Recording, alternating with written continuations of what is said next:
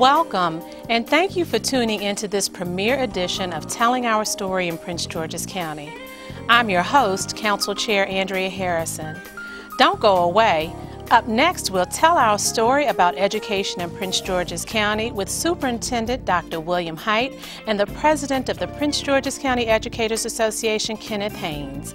Join me on this very first edition of Telling Our Story in Prince George's County. We will return in just a moment.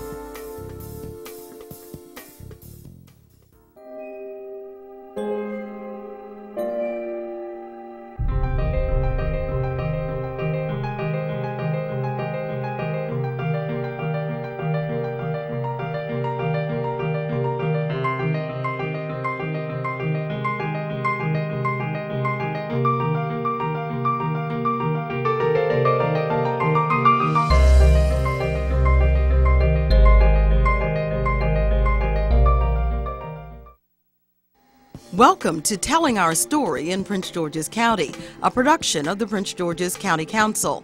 Our story is about caring people and vibrant communities, our children, youth, and families, our great opportunities for culture, and our rich history. A wonderful place to visit, featuring our past, present, and a future full of promise.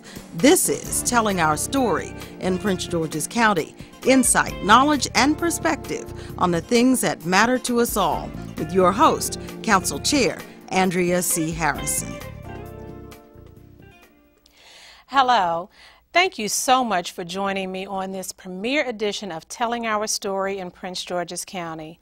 This program is a production of the Prince George's County Council, and I'm your host, Council Chair Andrea Harrison. Prince George's County has a great story to tell, and I believe our success as a county depends in part on our ability to tell our own story. It is indeed my privilege to introduce my first guest, Prince George's County School Superintendent Dr. William R. Hite, as we begin this story on education in Prince George's County. Thank you, Dr. Hite, for joining me for this premiere edition of our program. Thank you. Dr. Hite, you served as the county school superintendent since 2009. How has this experience and how has this experience been for you, and what should our viewers know? Well, the experience has been a wonderful experience for me and hopefully for our school system. All the viewers should know that I am an individual who is a relentless cheerleader for our schools and for the accomplishments of our young people. I'm also an individual who believes very strongly in building quality programs across our system so that all of our students are exposed to opportunities beyond high school. Tell me about some of those wonderful things that are going on, some of the accomplishments that we've made. Talk about our graduation rate. Talk about the accomplishments of our students. Well, I'm happy to report that we've had some very significant accomplishments with our young people. I'm going to start first, however, with the programs that we've implemented. One of the programs that we're really excited about is the program at Prince George's Community College. It is the Academy of Health Science. It is a program where students will enter their high school experience on the campus of the community college, and in 4 years graduate with not only a diploma but an associate's degree in the health sciences field. We feel that these types of programs and that type of program is the very type of program that we want to develop across our county to expose our students with both the opportunity and the access so that they have the ability to compete against other students who will be graduating along with them. So we're very excited about that, and it's become quite popular with almost 4,000 students on the wait list next year for 100 slots that are available. Wow. So what does a middle school student need to do to prepare to get into this program? Yeah, it's a really important question, and not just into this program, but into all of the programs that we offer across our county. Science and tech centers, the immersion programs that are at the high school, the international baccalaureate programs. And one thing that we're beginning to do is communicate with all of our families about all of our career pathways that students can become exposed to. And it's okay for students not to select something, but regardless if they select something or not, all students will be exposed to that same foundation. So it's really important to have those classes with math, particularly at the algebra and above level in middle school. One other thing that's really important is the language and being exposed to world languages, a foreign language, whether it's Spanish, French, or as one of our new schools introduced this year, a Chinese immersion program around STEM, even at one of our elementary schools. Oh, that's really exciting. I didn't know about that. So we have a number of programs in high school. The important thing that I think that we need to begin to help our children and our parents understand that what they do in middle school and what they do in high school prepares them for life after high school, whether that is college, whether that's a vocational program, whether they decide to go right into the workforce. We want our children to be fully exposed and fully prepared. And I know that we're doing that. Absolutely. That's a really important point. We start this conversation and we end this conversation with what we call a profile of a graduate.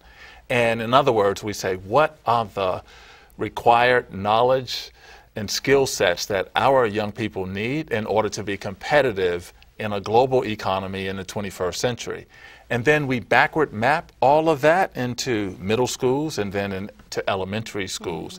And what you will see and what we hope people will begin to experience is a more rigorous type of program and a set of expectations for all children in our system. And so it's really important for parents to also understand that our students will be asked to do things that will be more difficult. We want to expose them to higher levels of math. We want to expose our students to languages at earlier grades.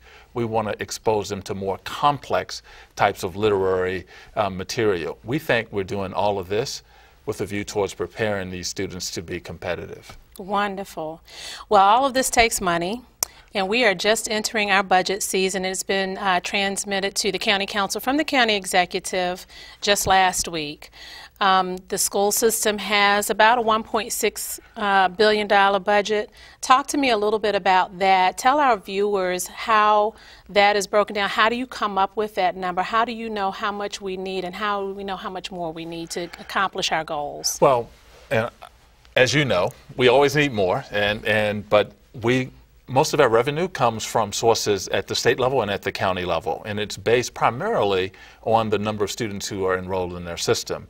What's nice about the budget this year is this is the first budget that I've been able to propose that has an increase, which means that we're not cutting monies, we're not recommending cutting programs, but we're moving forward with 4 sets of priorities. One priority is to move as much money back into schools as possible.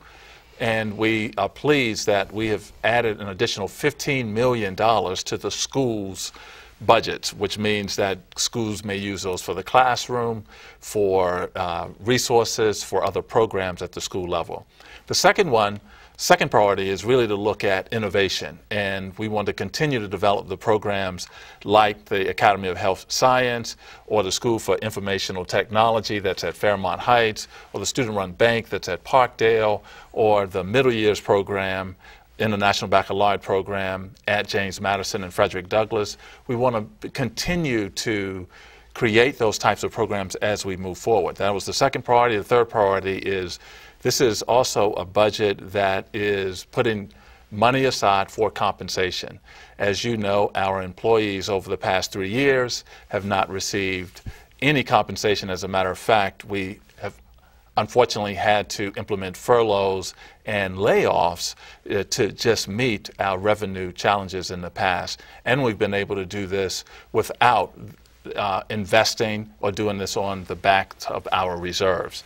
And then finally is just that, reserves. We want to continue to operate very efficiently and effectively with good business practices so that we're able to build a reserve moving forward. Last year, the Prince George's County schools received a $12.5 million grant to improve principal training, recruitment, and retention. How will this grant continue to help support our schools and what it is that you're trying to achieve? Well, one of the things that I believe, and I believe that everything begins and ends with leadership, and that the leadership at our schools are extremely important. And what we know is that where we have good leadership, we have very good schools and very effective schools. And so this program, we're pleased that the Wallace Foundation chose Prince George's County Public Schools as one of only 6 districts in the country, and we were awarded a grant of $12.6 million to build a pipeline for our administrators, to develop those administrators and to create an evaluation system so that we're continuing to increase their levels of effectiveness. So we're extremely we're extremely proud of that grant and very excited to work with the Wallace Foundation. Do you have any programs that you plan to unveil next year, any new programs? We do, and we will as part of the innovation. We're excited about our new fire science program that will be at Charles Herbert Flowers, and that program is a program that will allow our students to train as firemen or women or emergency workers, and those individuals will begin as 11th and 12th graders, and when they conclude, they would conclude with the prerequisite skills in order to become a fireman or firewoman or an EMS worker. And so students just out of high school will become immediately eligible to work in our fire department, either as a fireman or firewoman or an EMS worker. So we're excited about that program. We also have a program that will be at Duval High School. It will be arts and media, and it will be around communications, and we're really excited about that. Both of these programs are a component of our secondary school reform that will move these types of programs across many of our high schools. Just want to add one additional one, and that's a partnership with Howard University and the University of Maryland College Park, and that is a law program, social justice program that will be at Central High School that will partner with those 2 universities. So we're really excited about those types of programs that will be implemented in our system. That was a wonderful programs, and I'm so happy to see and hear about all of the wonderful things that are going on. But as we build these programs, you mentioned that they're in specific schools. Will they be replicated? Because one of the issues that we've had over the years is transportation and the cost of transportation. With gasoline going up ever increasingly very quickly, how are we going to mitigate some of those costs and then provide all of our students access? Well, the first thing, inside of our secondary school reform, we are looking at 5 geographical areas, and then inside of all 5 geographical areas, when this program is built out in its entirety, we will have all of those programs replicated in each of the geographical areas. That's one way to ameliorate the need for transportation to and from. The other thing that's really important is that as a part of the budget that the council approved a year ago, the council also requested that we begin a transportation task force to really look at these issues. And we have had the original report from that transportation task force, and we are working on those recommendations. So even next year, you will see more efficiencies inside of our transportation system as we move forward. So we want to mitigate that issue, but we think that we can operate a lot more efficiently with respect to transportation by looking at our systems and processes for how we deliver that service to all students. As we wrap up, you being the cheerleader, please share with us, share with our viewers, something that you really want them to understand about Prince George's County Public Schools. So here's the thing that is always remarkable to me. And one of those things is that our young people will rise to the level of expectations that we have for them. And we've seen this time and time again, where we're providing students access to opportunities, they're not letting us down. And what we see in their results is that we're seeing more students who are getting into colleges and universities, more students who are eligible to go immediately into the work world if they so choose. And we want our public to understand that our young people can do anything if given the opportunity. Thank you so much, Dr. Hite. It's now time for a short break. Please stay with us for more of our story on education in Prince George's County. Kenneth Haynes, president of the Prince George's County Educators Association, joins me next on this premiere edition of Telling Our Story in Prince George's County.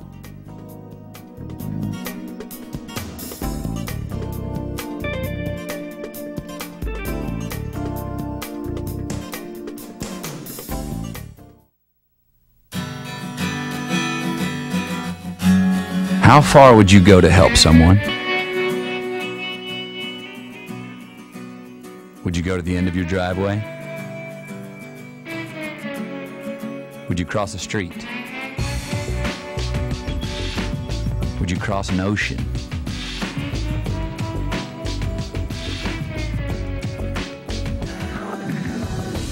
To a place 6,000 miles from home?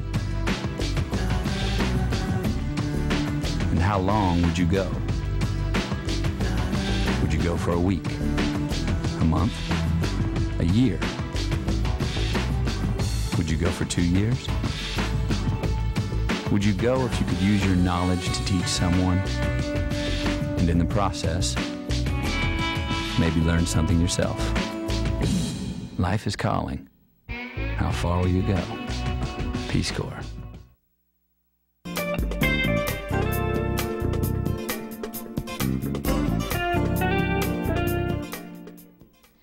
Welcome back to the premiere edition of Telling Our Story in Prince George's County, a production of the Prince George's County Council. I'm Council Chair Andrea Harrison, your host, and joining me now is Kenneth Haynes, President of the Prince George's County Educators Association, or PGCNA. Thank you for joining us on this very important story about education in Prince George's County. Bonjour. Hey, bonjour. Comment ça va? J'y suis, je me défends. Ah. Okay, I didn't understand that last one, but I took French a little bit, so and I know that. Idiomatic. I defend myself. It's the way the French say I'm getting by. Oh, okay. Well, wonderful. You know, you had an interesting journey through your career to land you as an educator in Prince George's County. Tell us about that. Well, I like to say I'm a poster child for liberal spending on education. I dropped out of high school, and you're aware of that. It was in the early 70s, and my family life fell apart. So I dropped out of high school, went on, worked in factories, worked in construction, decided finally that I had enough of that, went in the military, went to school on the GI Bill. And so here I am. But I got my GED in the military, and honestly, I look back now and I say, if it hadn't been for Harold Fox that taught me to love music, and Mr. McKenzie that got me through math, and Barbara Russell and Herr Rager that taught me to love languages, and they were all right here in Prince George's County, that if it hadn't been for the foundation that got laid there, I wouldn't be here.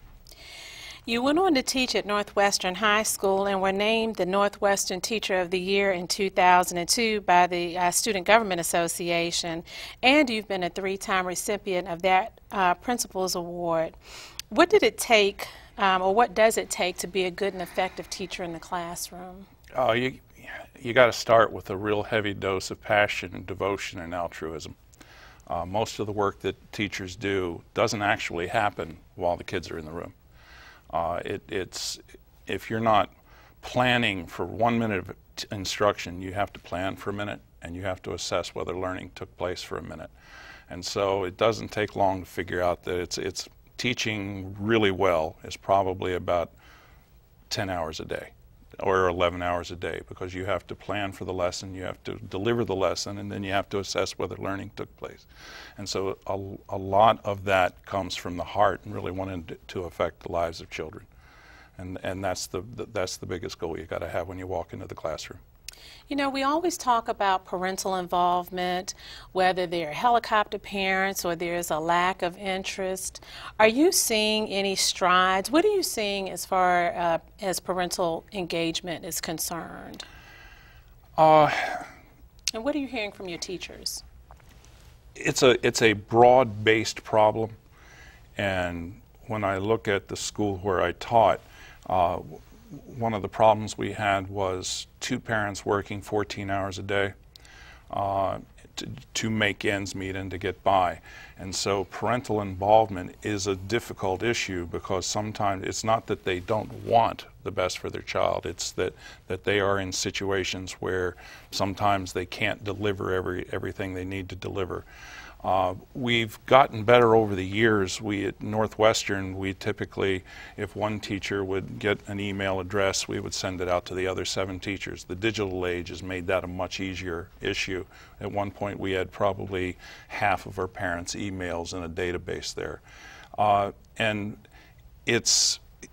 I would say that the digital age has made it easier, but there's still a digital divide, and you have parents that aren't in contact with you. It's just a fact of life that you can't get into every single one. The parental involvement that I push is, I wish I could get more parents reading to children a half an hour a day. We know from every bit of research that children that hear 10,000 words a day do better in school than ones that hear 2. And so if I could get parents to read to children, that's the parental involvement I want from age 0 to the time they get delivered to school until the time the kids start reading back to them. That's the parental involvement that could do us the most good right now. Wow, I never thought about that. I never heard that before, so it's very interesting to hear you say that, and I appreciate that, because oftentimes we want to blame and almost beat up on our parents because they can't get to PTA meetings or, you know, whatever the case may be. And we know that there are mitigating factors. We have 65% of our residents leaving Prince George's County to go to work in another jurisdiction. I was one of those for a while. And by the time, if you have to work in Virginia and you go across whichever bridge you go across to get there, there's an 11-hour day. By the time you get your kids ready for school, you get yourself to work on time, you deal with whatever it is that you have to deal with all day long, and then you fight the traffic coming back. By 7 o'clock, you just really, you don't have the energy in you. I mean, you have a select few who can push through it, but it is very challenging, especially, when you have to, you want to check the kids' homework, make sure they have all their projects, they got clean uniforms, whatever the case may be. This program is about telling our story, the real story in Prince George's County. Tell me what you see that we are doing right in our schools. In our schools, well, being the labor leader, I'd like to say that right now the thing that I think we're doing right is management and labor are talking, and we put children at the center of every argument, and we say what are we going to do to improve teacher effectiveness and teacher practice in the classroom, and we've been willing to have those discussions. I'm really the envy of the state presidents right now, because I have a superintendent that I can call and he calls me. And we have discussions, and we meet monthly, and we talk about how we're going to get there from here.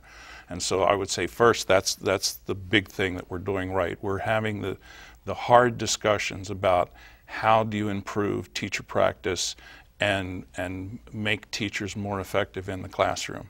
And so that's a very difficult thing to do, and there's lots of labor locals that don't do it, and there's lots of labor and management teams that aren't having those discussions at all.